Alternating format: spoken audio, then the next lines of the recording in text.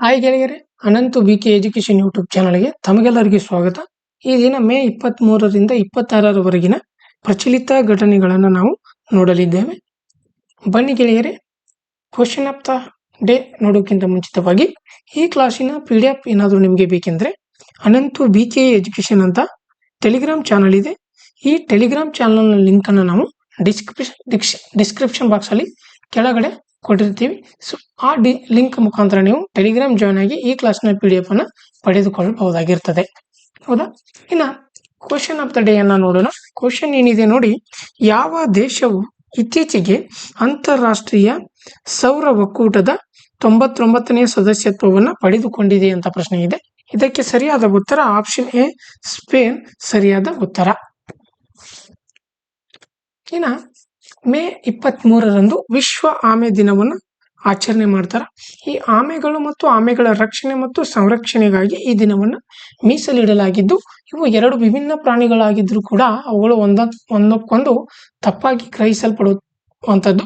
ಎರಡು ಜಾತಿಗಳ ನಡುವೆ ಒಂದು ಪ್ರಮುಖ ವ್ಯತ್ಯಾಸವೇನೆಂದರೆ ಆಮೆಗಳು ನೀರಿನಲ್ಲಿ ವಾಸಿಸುತ್ತವೆ, ಆದರೆ ಆಮೆಗಳು ಭೂಮಿಯಲ್ಲಿ ಕೂಡ ವಾಸಿಸುತ್ತವೆ. ಅವು ವಿವಿಧ ವಯಸ್ಸಿನ ಗುಂಪುಗಳನ್ನು ಹೊಂದಿದ್ದು, ಆಮೆಗಳು 40 ವರ್ಷಗಳವರೆಗೆ ಮತ್ತು ಆಮೆಗಳು 300 ವರ್ಷಗಳು ಬದುಕುತ್ತವೆ. ಹೌದಾ?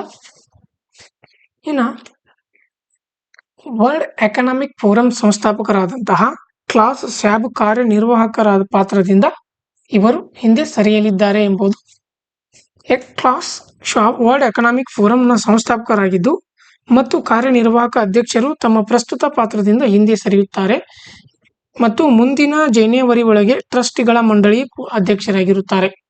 1971ರಲ್ಲಿ ಕ್ಲಾಸ್ ಶ್ವಾಬ್ ಸ್ಥಾಪಿಸಿದಂತಹ ವಿಶ್ವ ಆರ್ಥಿಕ ವೇದಿಕೆ ಸ್ವಿಟ್ಜರ್ಲೆಂಡಿನ ದಾಮೋಸ್ನಲ್ಲಿ ರಾಜಕೀಯ ಮತ್ತು ವ್ಯಾಪಾರ ನಾಯಕರ ವಾರ್ಷಿಕ ಸಭೆಗಾಗಿ ಇದನ್ನು ನಿರ್ಮಾಣ ಮಾಡಲಾಗಿದ್ದು, ಸ್ವಿಟ್ಜರ್ಲೆಂಡಿನ ದಾಮೋಸ್ ಕ್ಲೋಸ್ಟರ್ಸ್ನಲ್ಲಿ 15ರಿಂದ 19 ಜನವರಿ 2024ರಿಂದ ವಿಶ್ವ ಆರ್ಥಿಕ ವೇದಿಕೆಯ 54ನೇ ವಾರ್ಷಿಕ ಸಭೆಯ ವಿಷಯವು ರಿಬಿಲ್ಡಿಂಗ್ ಟ್ರಸ್ಟ್ ಆಗಿತ್ತು. ಹೌದಾ? ಇದು ಜನವರಿಯಲ್ಲಿ ನಡೀತು. ಇದರ ವಿಷಯ ಏನಾಗಿತ್ತು ಅಂದ್ರೆ ರಿಬಿಲ್ಡಿಂಗ್ ಟ್ರಸ್ಟ್ ಆಗಿತ್ತು. ಇದರ ಸಂಸ್ಥಾಪಕರು ಯಾರು? Class Schwab. ಇನ್ನು ಇದು ಸ್ವಿಟ್ಜರ್ಲೆಂಡಿನ ಜಿನೇವಾದಲ್ಲಿ ಪ್ರಧಾನ ಕಚೇರಿಯನ್ನು ಹೊಂದಿರುವಂಥದ್ದು. ಇದರ ಪ್ರಧಾನ ಕಚೇರಿಯಲ್ಲಿದೆ ಸ್ವಿಟ್ಜರ್ಲೆಂಡಿನ ಜಿನೇವಾದಲ್ಲಿ ಇದರ ಪ್ರಧಾನ ಕಚೇರಿ ಇದೆ. ಇನ್ನು ಈ WEF ನಿಂದ ಪ್ರಮುಖ ವರದಿಗಳು ಪ್ರಕಟಗೊಳ್ತಾವೆ. ಅವ್ಯಾವಂದ್ರೆ ಜಾಗತಿಕ ಸ್ಪರ್ಧಾತ್ಮಕ ವರದಿ, ಜಾಗತಿಕ ಲಿಂಗ ಅಂತರ ವರದಿ, ಶಕ್ತಿ ಪರಿವರ್ತನೆಯ ಸೂಚ್ಯಂಕ, ಜಾಗತಿಕ ಅಪಾಯ ವರದಿ, ಜಾಗತಿಕ ಪ್ರಯಾಣ ಮತ್ತು ಪ್ರವಾಸೋದ್ಯಮ ವರದಿ ಬಿಡುಗಡೆ ಮಾಡುವಂಥದ್ದಾಗಿರ್ತದೆ. ಹೌದಾ? ಇದರ WEF ನ ಪ್ರಧಾನ ಕಚೇರಿ ಸ್ವಿಟ್ಜರ್ಲೆಂಡಿನ ಜಿನಿವಾದಲ್ಲಿ ಇದರ ಪ್ರಧಾನ ಕಚೇರಿ ಇರುವಂಥದ್ದು. ಹೌದಾ? ಇನ್ನು ಭಾರತದಲ್ಲಿ ಕಾಮನ್ವೆಲ್ತ್ ದಿನವನ್ನು ಆಚರಣೆ ಮಾಡ್ತಾರೆ. ಕಾಮನ್ವೆಲ್ತ್ ದಿನವನ್ನ ಹಿಂದೆ ಎಂಪೈರ್ ಡೇ ಎಂದು ಕರೆಯಲಾಗ್ತಾ ಇತ್ತು. ಮಾರ್ಚ್ನ 2ನೇ ಸೋಮವಾರದಿಂದ ಇದನ್ನ ಸ್ಮರಿಸಲಾಗುತ್ತದೆ. ಸೋಮವಾರ 11 ಮಾರ್ಚ್ 2024. ಹೌದಾ? ಭಾರತ ಮತ್ತು ಕೆಲವು ಇತರೆ ದೇಶಗಳು ಇದನ್ನ ಮೇ 24ರಂದು ಆಚರಿಸುತ್ತವೆ. ಇದರ ಥೀಮ್ ಏನಂದ್ರೆ ಒಂದು ಸ್ಥಿತಿಸ್ಥಾಪಕ ಸಾಮಾನ್ಯ ಭವಿಷ್ಯ, ನಮ್ಮ ಸಾಮಾನ್ಯ ಸಂಪತ್ತನ್ನು ಪರಿವರ್ತಿಸುವ ಎಂಬುದು ಇದರ ಥೀಮ್ ಆಗಿದೆ. ಮೂಲತಃ ಈ ದಿನವನ್ನ ಎಂಪೈರ್ ಡೇ ಎಂದು ಕರೆಯಲಾಗುತ್ತಿತ್ತು ಮತ್ತು ಮೇ 24ರಂದು ರಾಣಿ ವಿಕ್ಟೋರಿಯಾ ಅವರ ಜನ್ಮದಿನದಂದು ಇದನ್ನು ಆಚರಿಸಲಾಗ್ತಿತ್ತು. ಇದನ್ನ ಮೊದಲು 1977ರಲ್ಲಿ ಕಾಮನ್ವೆಲ್ತ್ ದಿನ ಎಂದು ಸ್ಥಾಪಿಸಲಾಯಿತು. ನಂತರ 1977ರಲ್ಲಿ ಕಾಮನ್ವೆಲ್ತ್ ದಿನವೆಂದು ಸ್ಥಾಪಿಸಲಾಯಿತು. ಇನ್ನು ನ್ಯಾಯಮೂರ್ತಿ ಆರ್ ಮಹಾದೇವನ್ ಅವರು ಮದ್ರಾಸ್ ಹೈಕೋರ್ಟ್ನ ಹಂಗಾಮಿ ಮುಖ್ಯ ನ್ಯಾಯಮೂರ್ತಿ ಆಗಲಿದ್ದಾರೆ. ರಾಷ್ಟ್ರಪತಿ ದ್ರೌಪದಿ ಮುರ್ಮು ಅವರಿಂದ ನೇಮಕಗೊಂಡಂತಹ ನ್ಯಾಯಮೂರ್ತಿ ಮಹಾದೇವನ್ ಅವರು ಪ್ರಸ್ತುತ ಮುಖ್ಯ ನ್ಯಾಯಮೂರ್ತಿ SV ಗಂಗಾಪುರ್ವಾಲಾ ಅವರ ನಿವೃತ್ತಿಯ ನಂತರ ಮೇ 24ರಿಂದ ಹಂಗಾಮಿ ಮುಖ್ಯ ನ್ಯಾಯಮೂರ್ತಿಯಾಗಿ ಅಧಿಕಾರವನ್ನು ವಹಿಸಿಕೊಳ್ಳಲಿದ್ದಾರೆ. ಹೌದಾ? ಇನ್ನು 26 ಮೇ 2024ರಂದು 2 AI ಆಂಕರ್ಗಳಾದಂತಹ AI ಕ್ರಶ್ ಮತ್ತು AI ಭೂಮಿಯನ್ನ ಪ್ರಾರಂಭಿಸಲು DD ಕಿಸಾನ್ ತೀರ್ಮಾನಿಸಿದೆ. ದೂರದರ್ಶನ ಕಿಸಾನ್ AI ಆಂಕರ್ನೊಂದಿಗೆ ಭಾರತದ ಮೊದಲ ಸರ್ಕಾರಿ ಟಿವಿ ಚಾನೆಲ್ ಆಗಲಿದೆ. ಈ ಆಂಕರ್ಗಳು ದೇಶ ವಿದೇಶಗಳ 50 ಭಾಷೆಗಳಲ್ಲಿ ಮಾತನಾಡಬಲ್ಲರು. ದೂರದರ್ಶನ ಕಿಸಾನ್ ಮೇ 26, 2015 ಭಾರತ ಸರ್ಕಾರದಿಂದ ಸ್ಥಾಪಿಸಲ್ಪಟ್ಟಿದೆ. ಇದು ಕೇವಲ ರೈತರಿಗೆ ಮೀಸಲಾದ ದೇಶದ ಏಕೈಕ ಟಿವಿ ಚಾನೆಲ್ ಆಗಿರಲಿದೆ. ಹೌದಾ, ದೇಶದಲ್ಲಿ ಏಕೈಕ ಕೇವಲ ರೈತರಿಗೆ ಮಾತ್ರ ಮೀಸಲಾದಂತಹ ಟಿವಿಯ ಚಾನೆಲ್ ಯಾವುದಂದ್ರೆ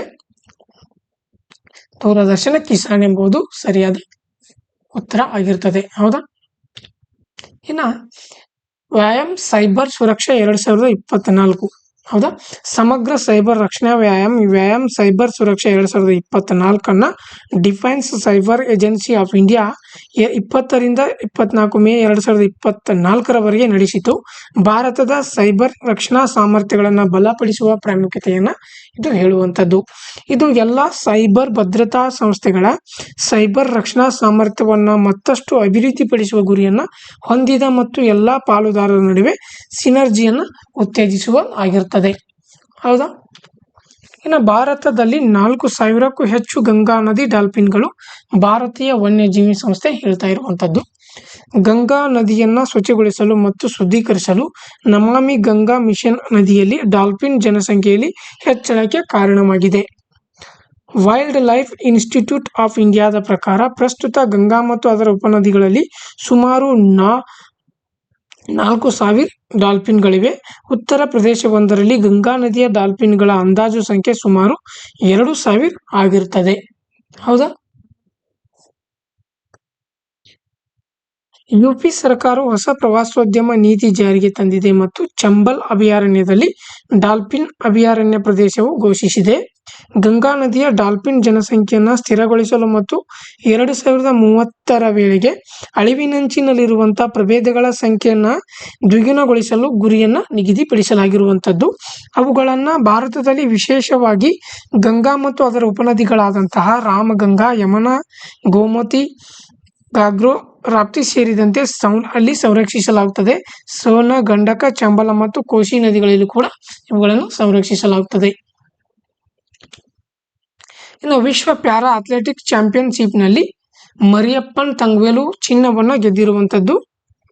ಪುರುಷರ T63 ಹೈಜಂಪ್ನಲ್ಲಿ ಮರಿಯಪ್ಪನ್ ಚಿನ್ನವನ್ನು ಖಚಿತಪಡಿಸಿಕೊಂಡಿರುವುದು. ಅವರು ಈ ಹಿಂದೆ ರಿಯೋ 2016 ಮತ್ತು ಟೋಕಿಯೋ 2021ರ ಪ್ಯಾರಾ ಒಲಿಂಪಿಕ್ಸ್ನಲ್ಲಿ ಚಿನ್ನವನ್ನು ಗೆದ್ದಿದ್ರು. ಸುಮಿತ್ ಆಂಟೆಲ್ ಜಪಾನಿನ ಕೋಬ್ನಲ್ಲಿ ನಡೆದ ವಿಶ್ವ ಪ್ಯಾರಾ ಅಥ್ಲೆಟಿಕ್ಸ್ ಚಾಂಪಿಯನ್ಶಿಪ್ನಲ್ಲಿ ತಮ್ಮ F64 ಜಾವ್ಲಿನ್ ಥ್ರೋ ವಿಶ್ವ ಪ್ರಶಸ್ತಿಯನ್ನು ಯಶಸ್ವಿಯಾಗಿ ಸಮರ್ಥಿಸಿಕೊಂಡಿರುವಂಥದ್ದು. ಹೌದಾ, ಇನ್ನು ಕಾನ್ ಚಿತ್ರೋತ್ಸವದಲ್ಲಿ ಅನಸೂಯಾಗಿ ಪ್ರಶಸ್ತಿ ಪಡೆದುಕೊಂಡಿರುವಂಥದ್ದು. ಹಿಂದಿ ಸಿನಿಮಾ ದಿ ಸೇಮ್ಲೆಸ್ನಲ್ಲಿ ಪ್ರಮುಖ ಪಾತ್ರವನ್ನು ನಿರ್ವಹಿಸಿದ್ದಂತಹ ಅನಸೂಯಾ ಸೇನ್ಗುಪ್ತರವರು 2024ನೇ ಸಾಲಿನ ಕಾನ್ ಚಲನಚಿತ್ರೋತ್ಸವದ ಅನ್ಸರ್ಟೇನ್ ರಿಗಾರ್ಡ್ಸ್